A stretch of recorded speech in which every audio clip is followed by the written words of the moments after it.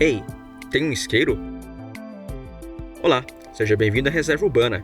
Hoje vamos te contar as mais prováveis histórias da invenção do cigarro, assim como toda a trajetória que o invento teve até chegar nos dias de hoje. Igualmente aos demais vídeos do quadro A Verdadeira História, a história do cigarro é muito extensa, por isso iremos cobrir apenas os fatos mais importantes ou curiosos de sua invenção. Antes que alguém nos chame de ativistas ou de mercenários, vale lembrar que os vídeos da Reserva Urbana são focados em entretenimento informativo.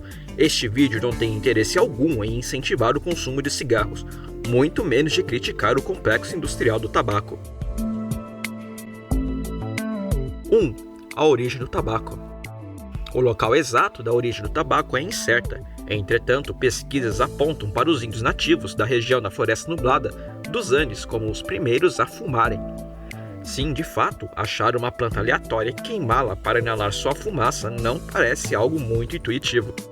Mas, muito provavelmente, o tabaco foi descoberto pelos curandeiros e herbologistas destes povos, que, percebendo o aroma das folhas de tabaco, imaginaram o que aconteceria se elas fossem queimadas.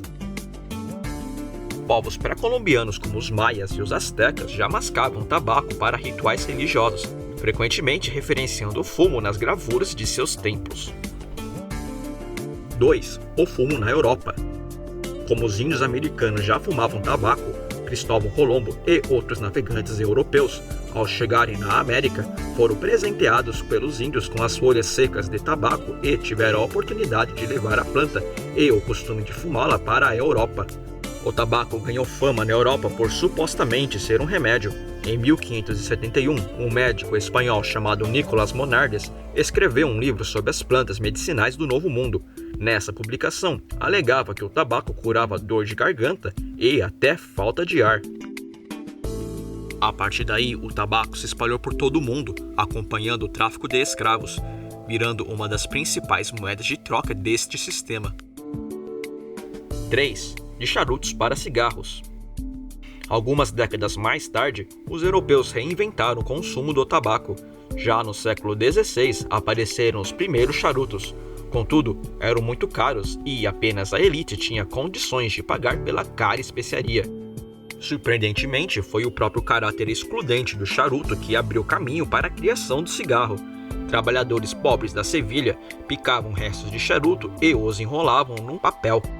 Mas somente no final do século XIX o cigarro tornou-se acessível, graças a um inventor norte-americano chamado James Bonsack, que inventou a máquina de enrolar cigarros, marcando o início de um contínuo processo de barateamento e acessibilidade do produto devido a novas tecnologias industriais.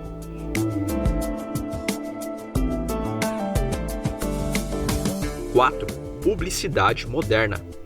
Depois de sua industrialização, pode-se dizer que a popularização do cigarro se deu, em boa medida, às ações de marketing e publicidade que as companhias de cigarro adotaram ao longo da contemporaneidade, aproveitando os momentos de crise. Por exemplo, tanto na Primeira e Segunda Guerras Mundiais, os cigarros eram enviados gratuitamente para os soldados aguentarem o nervoso da guerra e das batalhas. Automaticamente, as empresas ganhavam consumidores fiéis de cigarro. Já a partir de 1920, as empresas passaram a produzir peças publicitárias que relacionavam os cigarros a estilo, sucesso, modernidade e saúde, muitas vezes com o endosso de famosos. Outro fato curioso é que naquela época havia um tabu de que mulheres não podiam fumar. Entretanto, com mais campanhas, a indústria do cigarro conquistou o público feminino, apelando para ilustrações de mulheres bonitas se sentindo bem com o cigarro. Isso marcou uma época de referência para a publicidade que temos hoje em dia. 5. Riscos revelados. Até então, mesmo com a crescente suspeita de alguns médicos sobre os efeitos nocivos do cigarro, não havia nenhuma pesquisa oficial que de fato provasse seus malefícios à saúde. Somente em 1964 que foi publicado um relatório que comprovava os danos à saúde que o tabaco e a nicotina causavam.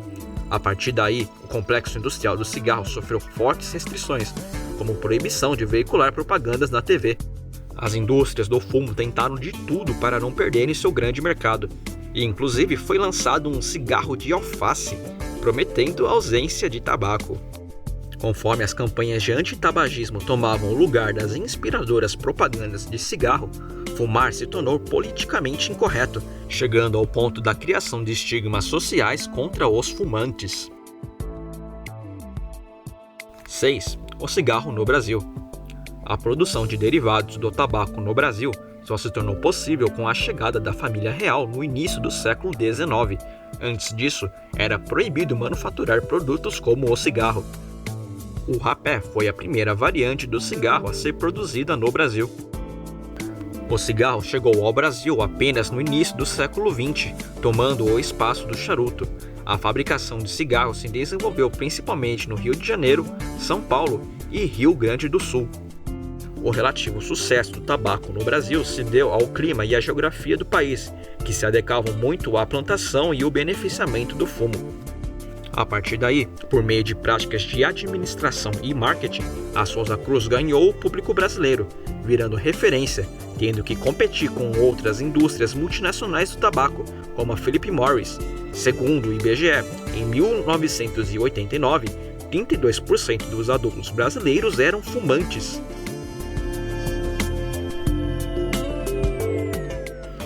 7. O fim do cigarro. Atualmente, no século XXI, há um grande número de leis e políticas públicas que desincentivam o consumo do cigarro. Altos impostos nos preços dos maços, propagandas expondo os malefícios do fumo e a proibição de se fumar em locais específicos. E, mesmo com tentativas das empresas desviarem da legislação com cigarros eletrônicos e outros produtos alternativos, o número de fumantes cai cada vez mais, especialmente no Brasil e na grande maioria dos países desenvolvidos. Mas ao fim, nos perguntamos, será que um dia ninguém mais vai fumar? Esse foi o A Verdadeira História de hoje. Esquecemos de algo? Qual sua opinião? Escreva nos comentários. Não esqueça de curtir se gostou do vídeo. Inscreva-se no canal para mais vídeos como esse. Não se esqueça de conferir os top 7 landmarks de São Paulo. Até a próxima. Aqui quem fala é o Kinder. Muito obrigado por assistir.